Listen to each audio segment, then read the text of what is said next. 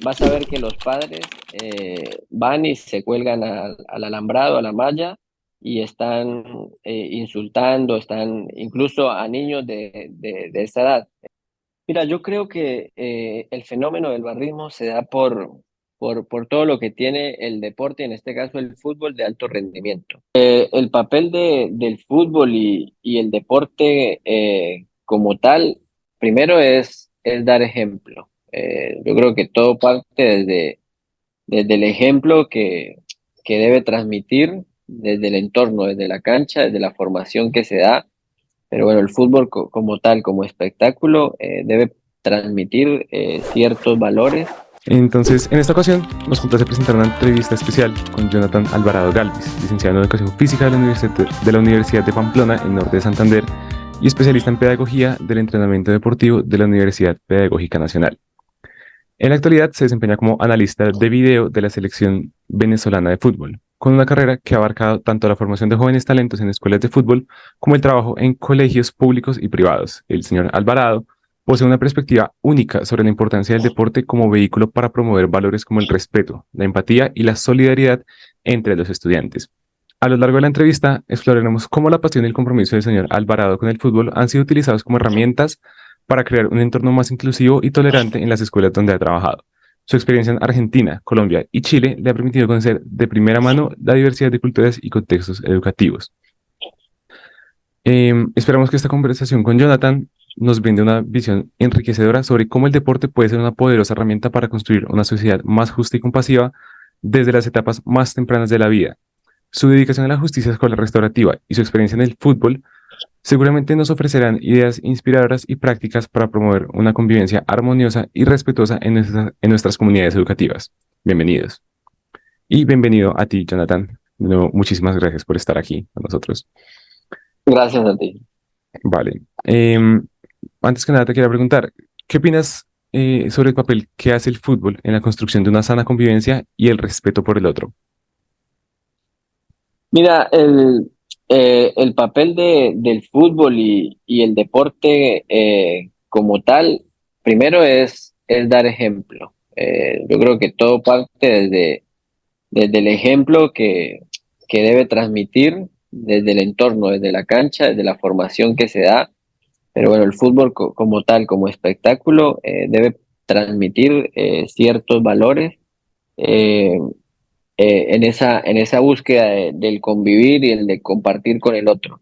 En este caso, desde la cancha deben salir todo ese respeto, todos estos valores, todo el ejemplo, bueno, la formación en valores, el aceptar que perdí o que gané, hace parte de los factores principales, que en este caso son entrenadores, jugadores y todos quienes están participando del espectáculo. Ahora, si a partir de ahí no hay un ejemplo y no se muestra algo para el afuera, es difícil tratar de pedir al que está afuera, al aficionado en este caso, el disfrutarlo desde una forma de espectáculo solamente. Perfecto. ¿Cuáles crees que son esos valores o cuáles son los valores más importantes que el fútbol debería brindar a los jóvenes y bueno, pues a la comunidad en general? Bueno, primero que todo, yo partiría por el respeto, como lo principal, o el valor principal en este caso para mí. Después, bueno, tiene muchos otros factores y valores que involucran y que aportan a la sociedad. Por ejemplo, la disciplina. Yo creo que el deporte y el fútbol, en su contexto general, te forman y te llenan de disciplina. En este caso, si quieres llegar al alto rendimiento, a competir en otra índole, bueno, tienes que ser disciplinado y bueno, te forma en eso, te forma en responsabilidad, te forma en convivencia y en compartir y cooperar sobre todo con el otro, te forma en el trabajo en equipo, que bueno, hoy en día dentro de una sociedad es fundamental y está no solo en el deporte, sino está inmerso en el día a día, en el compartir, en el trabajo, en la oficina, bueno, el trabajo en equipo. Yo creo que es fundamental, un valor fundamental en este caso.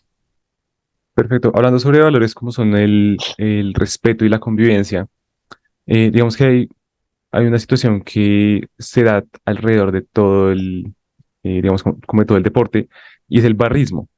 Esto a veces genera violencia, conflictos internos entre equipos, lo que sea. ¿Cuál es tu opinión sobre esto y cómo crees que se podría abordar este problema? Mira, yo creo que el fenómeno del barrismo se da por todo lo que tiene el deporte, en este caso el fútbol de alto rendimiento, que es un tema social, político y económico. Al haber la combinación de esos tres factores, yo creo que son una bomba de tiempo, porque eso contribuye a que haya no solo intereses de amor o pasión hacia el deporte o hacia tu equipo, sino hayan otros intereses atrás de eso. Y son los intereses económicos, son los intereses políticos, son los intereses de posicionarte desde otra escala. Yo creo que lo que habría que, desde mi opinión, reestructurar es desde las bases. Yo creo que es difícil, sí, pero hay ejemplos de países que lograron erradicar esa violencia a nivel barrismo y disfrutar hoy como un espectáculo, como lo que debe ser un espectáculo familiar, el fútbol en este caso. Por ejemplo, Inglaterra fue acechado hace muchos años por el tema de los hooligans. Durante la administración de Margaret Thatcher, lo que ellos hicieron fue combatirlo, pero combatirlo con estrategias y con políticas serias y políticas que de verdad iban cumpliendo. En este caso, ellos, por ejemplo, implementaron el prohibirle las entradas a los hooligans.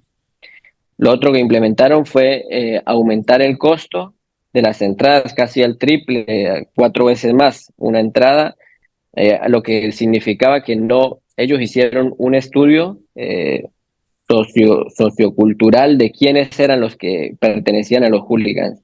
Y a la conclusión que llegaron es que eran personas de estratos mucho más bajos que iban a emborracharse y a generar violencia.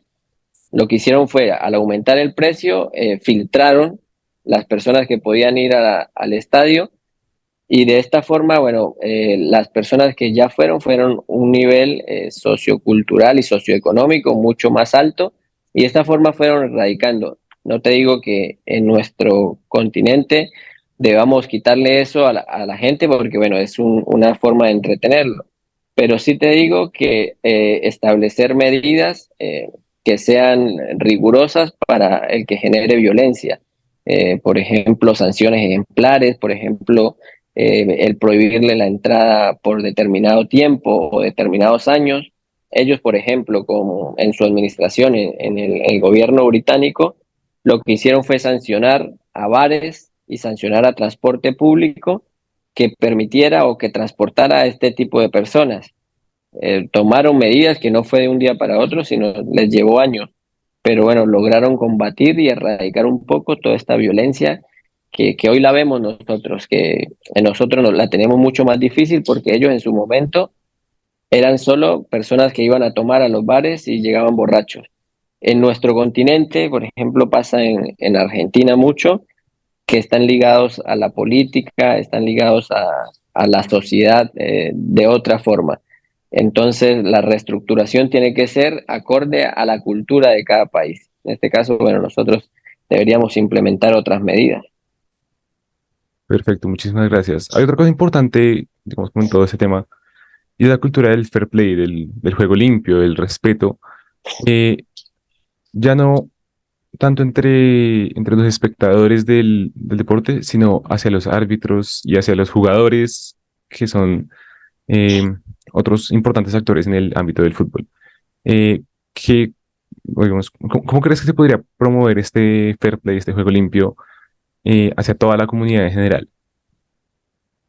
Bueno, yo creería que lo primero es trabajarlo desde las bases, desde la formación de los niños, las niñas y los jóvenes.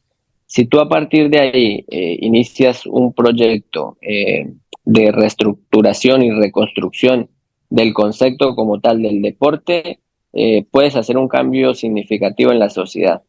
Porque si tú vas a las escuelas de formación, vas a las escuelas de fútbol o vas a ver un partido de niños, te hablo 10 años, 8 años, vas a ver que los padres van y se cuelgan al alambrado, a la malla, y están insultando, están incluso a niños de esa edad, a los otros niños que compiten con sus hijos. Entonces, si tú no empiezas a reestructurar todo a partir de ahí y desde el ejemplo de casa y de base, va a ser muy difícil porque yo creo que estamos muy contaminados como sociedad. Y tratar de modificar eso a esta altura, personas de 40, 50 años, no te digo que es imposible, pero es más complejo.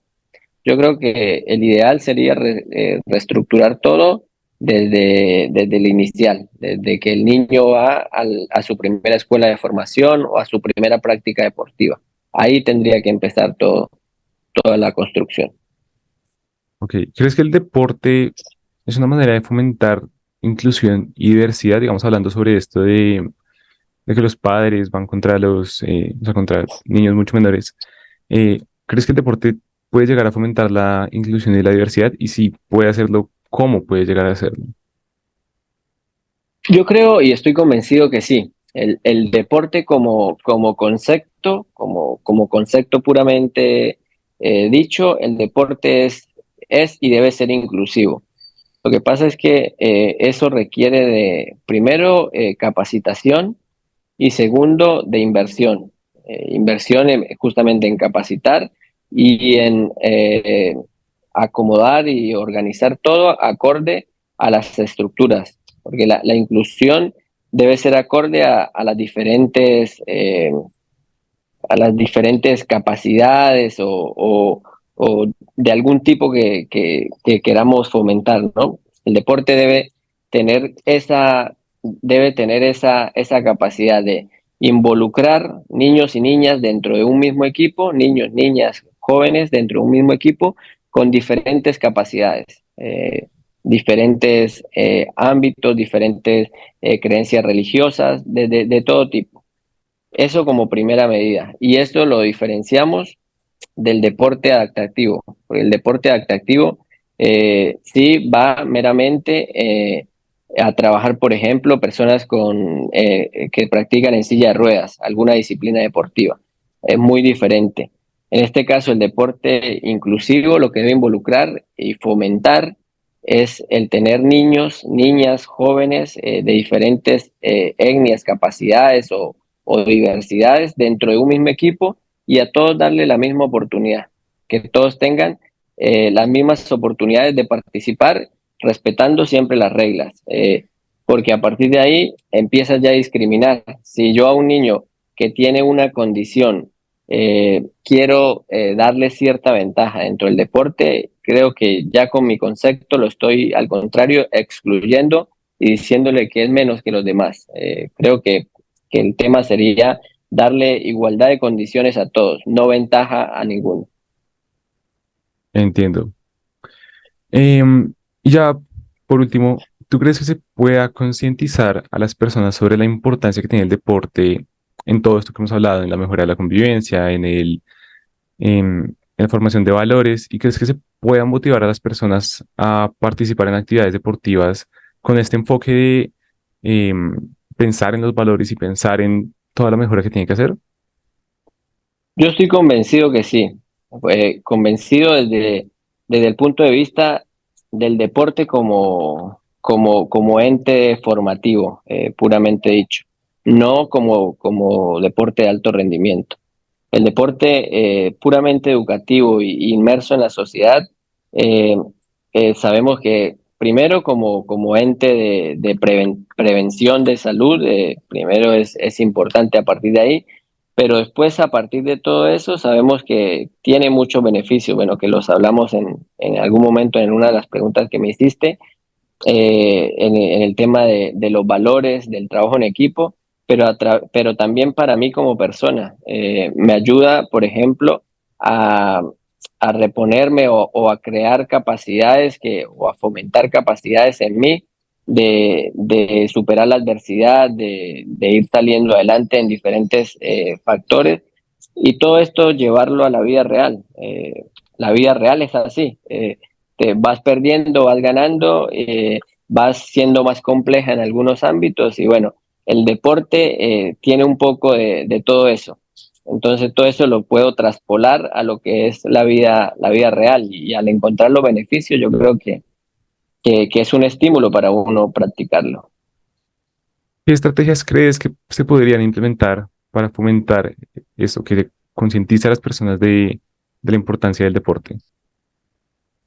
No, yo creo que programas de masificación. En Colombia en su momento se hizo y creo que se sigue haciendo el tema de permitir en las empresas, por ejemplo, las pausas activas. Yo creo que era una o es una herramienta que, que si bien no llega a ser un deporte como tal, estimula la práctica deportiva, porque la pausa lo que te hacía era fomentar un poco la cooperación y el trabajo en equipo, la cohesión grupal y todos estos factores.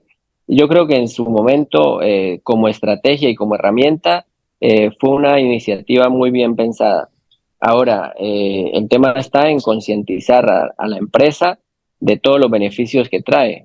Por ejemplo, una persona eh, que pueda estimularse y pueda practicar o tener una sana dispersión en su horario laboral, pues, puede ser una persona mucho más productiva y beneficiosa para todo lo que conlleva en su labor diaria. Yo creo que ese tipo de iniciativas, el poder abrir las plazas o los parques los fines de semana para involucrar toda la familia, son estrategias que te permiten y te masifican el deporte en la sociedad. Perfecto. Muchísimas gracias. Gracias por haber estado acá en esta entrevista. Gracias a las personas que nos estarán viendo. Esperamos que haya habido, tanto para ti, Jonathan, como para las personas que nos están viendo, em, que haya sido una conversación agradable, que hayamos podido aprender cosas, sobre todo de ti, Jonathan. Muchas gracias. Em, y esperamos volver a tenerte por acá en algún otro momento. No, muchas gracias a ti, muchas gracias por la invitación. Un saludo a la profe Kate que me hizo la invitación y bueno, un placer y un gusto haber estado acá con ustedes. Vale, muchísimas gracias. Que estés muy bien. Que estén muy bien. Un saludo. Chao, chao. Hasta luego. Gracias.